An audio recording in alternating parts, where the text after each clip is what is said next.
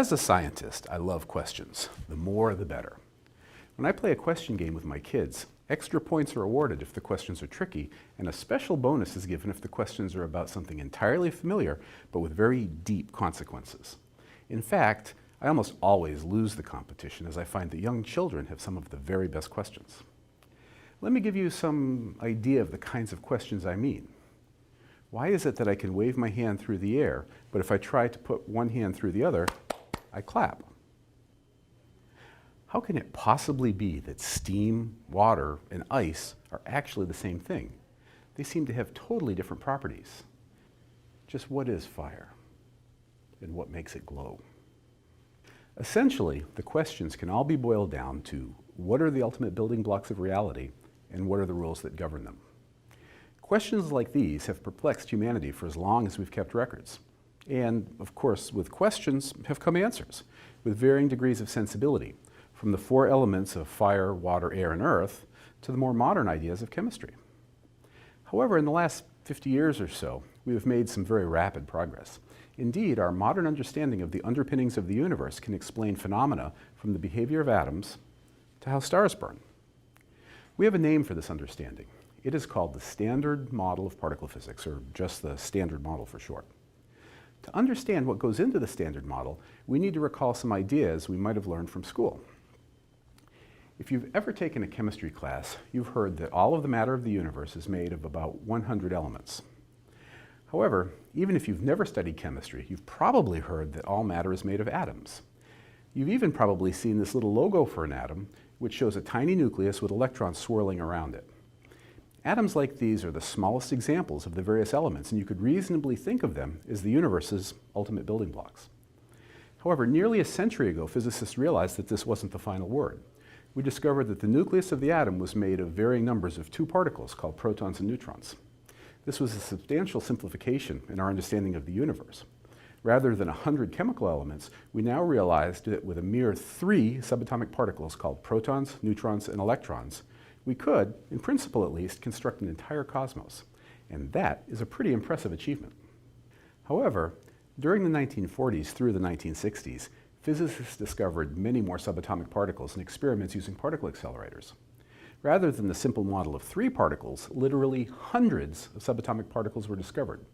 Clearly, another simplifying insight was in order. The mid-1960s was when our modern understanding of the subatomic realm began to develop. Physicists realized that the familiar proton and neutron were made of smaller objects still. These smaller objects are called quarks. We now know of 6 types of quarks. They have kind of silly names, which are up, down, charm, strange, and top and bottom. Up and down quarks are found inside the proton and neutron, while the others are necessary to explain the vast number of discoveries made in particle accelerators. In addition to the quarks, there's another class of subatomic particles called leptons. The most familiar lepton is the electron, although it turns out that there are 6 leptons as well. 3 of these leptons have electrical charge. These are the electron, the muon, and the tau. The other 3 are neutrinos, which are electrically neutral. These quarks and leptons include every particle that we know of. The up and down quarks and the electron are the building blocks of the cosmos, and the other 9 particles have all been observed in our accelerators. However, while the building blocks of nature are important, we've forgotten an important point. This important point is force. Without forces, these particles would wander around the cosmos, not interacting with each other, and that would be bad. If something didn't stick the quarks and leptons together, there'd be no atoms, and consequently, no us. Physicists know of 4 different forces. The most familiar force is gravity. It keeps us firmly attached to the Earth and governs the path of the stars and the planets in the sky. It turns out that gravity is actually a very weak force, and we don't understand how it works in the quantum realm. However, the 3 other forces are very well understood. The next most familiar force is electromagnetism.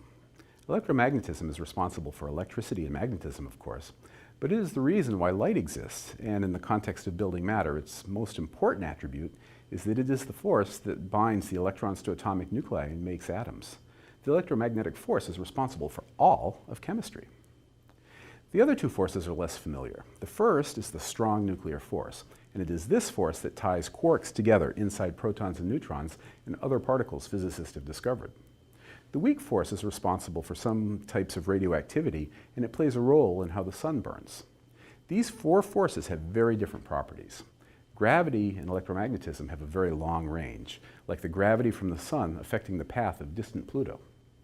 In contrast, the weak and strong nuclear forces only have an appreciable effect over distances smaller than the size of a proton.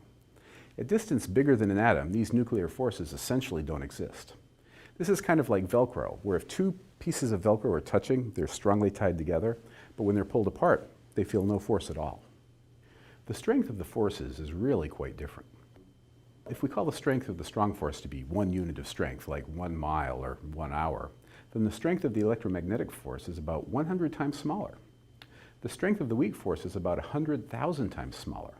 And the strength of the puny force of gravity between two particles is a 1 followed by 40 zeros smaller. This weakness of gravity is why we can't study it at particle accelerators, and it's a huge mystery. We don't understand why gravity is so much weaker than the other forces. Gravity is currently not part of the Standard Model. How do these forces work? In the realm of the super-small, we need to have a different way of thinking about forces. At the quantum scale, forces are caused by exchanging particles. To understand how this works, imagine standing in a boat and having someone throw you a heavy sack. Your boat would move as if it felt a force. Similarly, if you throw a heavy sack off the boat would move. All the subatomic forces work by exchanging a different kind of particle. The particles are the gluon for the strong nuclear force, the photon for the electromagnetic force, and the W and Z bosons for the weak nuclear force. Physicists speculate about a particle called the graviton for gravity, but this has not been demonstrated. So that's the Standard Model. 12 particles of matter governed by 3 forces that are caused by the exchange of 4 particles. From these building blocks, with the right recipe, we can build the universe. Experiments with particle accelerators have completed our understanding of the Standard Model with amazing precision. Now, I don't want to leave you with the idea that there are no mysteries left to solve. While the Standard Model is the most successful theory ever devised, there are still frontiers to explore. For instance, the Standard Model includes a particle called the Higgs boson, which is thought to give mass to the other particles. We still have a lot to learn about the origins of mass. Further, we don't understand why there are 12 matter particles and why the quarks and the leptons are different. We don't know why there are 4 forces and where gravity fits into the picture. There are plenty of mysteries to solve. These are great questions, just like the ones we started the video with. It's an awful lot of fun to think about them, and there's no reason why we scientists should have all the fun. So I invite you to join my colleagues and I by reading up on these ideas. You could become a subatomic adventurer like us, exploring the quantum frontier.